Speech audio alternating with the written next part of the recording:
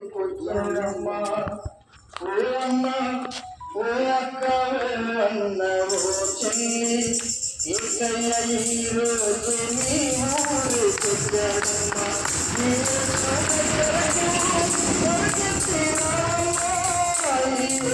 దగ్గరకు పరిగెత్తిరావమ్మా ఏసయ్యా నీ కోసం ఎదురు చూస్తూ ఉన్నాడమ్మా ఏసయ్యా నీ కోసం ఎదురు చూస్తూ ఉన్నాడమ్మా ఓ అమ్మ ఓ అక్క అన్నవో చెల్లి ఏసయ్యా ఈరోజు నీ ఊరికొచ్చాడమ్మా ఏ దిక్కు దొరలేక హృదయంలో నెమ్మది లేక ఏ దిక్కు దొరలేక హృదయంలో నెమ్మది లేక నా బ్రతుకు ఇంకేనని ఇంత పాడుతున్నావా నా బ్రతుకు ఇంకేనని ఇంత పాడుతున్నావా ఏసయ్యే ఆదరణ ఏసయ్యే ఆనందం ఏసయ్యే ఆదరణ ఏసయ్యే ఆనందం ఏసయ్యా నీ జీవితం కనిపించేను రావమ్మా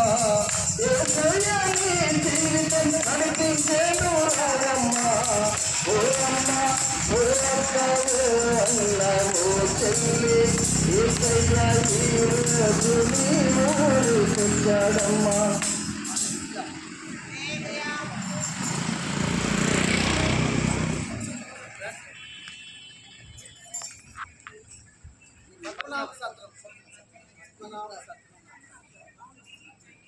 పద్మనాభ సత్రం గ్రామ ప్రజలకు సాయంకాలం శుభములు తెలియజేస్తున్నాను. ఈ మా సంతోషానికి గల కారణము యేసులో 2000 సంవత్సరాల క్రితము ప్రతి గ్రామానికి వెళ్ళారు. ఈరోజు కూడా మేము పద్మనాభ సత్రం గ్రామాన్ని వెళ్తుంటూ ఈ గ్రామానికి వచ్చాము. కారణం ఏంటంటే మా హృదయంలో ఉన్న సంతోషము, మమ్మల్ని కూడా పాపంలో ఉన్నప్పుడు ఆయన రక్షించాడు. మీ జీవితంలో మీకు ఎదురయ్యే ప్రతి సమస్యకు యేసు వారే పరిష్కారం. కష్టం కావచ్చు, నష్టం కావచ్చు, రోగము, వ్యాధి, వ్యాపారంలో నష్టం కావచ్చు, ఆర్థిక సమస్య, అనారోగ్య సమస్య, అవమానం కావచ్చు, ఆయన లోకాన్ని జయించాడు. ఆయన లోకాన్ని జయించి మానవులందరి కొరకు అవమానాల పాలై చనిపోయి సెలవులో సమాధి సేవలు తిరిగి లేకపోతాడు. కారణం ఏంటంటే ఆయన చనిపోవడానికి ఆ పాపాలన్నీ కూడా మనకి ఆ శిలువపై వేలాడదీయబడ్డాడు. కారణం ఏంటంటే మన పాపాలే. మానవ వాక్యంలో రాయబడిన ఏంటి అంటే మానవులందరూ కూడా పాపులు. సో ఏ పేదలు అందరూ పాపం చేసి దేవుని చేసి మహిమను పొందలేకపోతున్నారు. సో ఆ పాపాన్ని ఆయనపై వేసుకొని మనందరికీ కూడా నిత్య జీవం ఇవ్వడానికి ఆయన లోకానికి వచ్చాడు. ఈ సాయంకాలం మీ మాటలు వింటున్నటువంటి వారులారా, మీ జీవితాల్లో కష్టం కావచ్చు, నష్టం కావచ్చు, వ్యాధి కావచ్చు, ఇరుకు కావచ్చు, ఇబ్బంది కావచ్చు, అనారోగ్యం, అవమానం కావచ్చు, కానీ ఆయన పిలుస్తున్నాడు.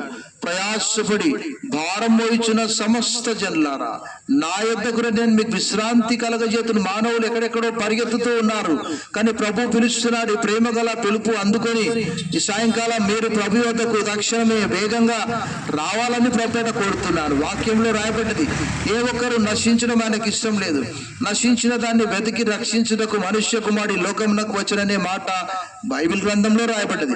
మేము మరి నెల్లూరు ప్రాంతము దలోన్ sir Telugu Baptist church Subedarpet ప్రాంతం నుంచి ఇక్కడికి వచ్చాము. ఎందుకంటే మా హృదయంలో ఎంతో సంతోషం ఉన్నది. ఆ సంతోషాన్ని పంచుకుంటే ఎక్కువ అవుతుంది, దుఃఖం పంచుకుంటే తక్కువ అవుతుంది. ఆ సంతోషం మీతో పంచుకుంటున్నాము. మీ జీవితానికి యేసే ఏకైక మార్గము, పరిష్కారము. దేవుడి మాటలు దీవించి ఆశ్రయించును గాక. ఆమేన్. మీ అందరి కొరకు ప్రార్థిస్తున్నాను. సర్వశక్తి గల దేవా, ఈ ప్రాంతాన్ని మీరు ప్రేమించి మీరు తీసుకొని వచ్చిన మంచి సువార్తను బట్టి వందనాలు. ఎంతమంది ఆయా వ్యాధులతో బాధపడుతున్నారు, ఎంతమంది వ్యాపారంలో నష్టంతో బాధపడుతున్నారు, ఎంతమంది పరీక్షలో ఫెయిల్ అయి బాధపడుతున్నారు, ఎంతమంది నిరుద్యోగులు వాక్యం వింటున్నారు, ఎంతమంది అనారోగ్యంగా ఉన్నవారు ఉంటున్నారు, ఎంతమంది వివాహాలు కాలేక వెనుకబడి ఉంటున్నారు, ఎంతమంది సంతానం లేమితో బాధపడుతున్నారు. వారందరి కొరకు ప్రార్థిస్తున్నాం. మానవ సమస్యలన్నిటికీ ఏకైక పరిష్కారం నీవే. ఎందుకంటే మానవులను నీవే సృజించావు. మరలా వారి సమస్యలకు పరిష్కారం నీవే.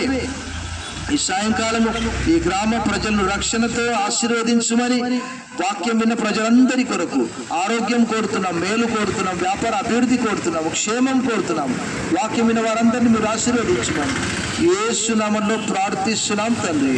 ఆమేన్.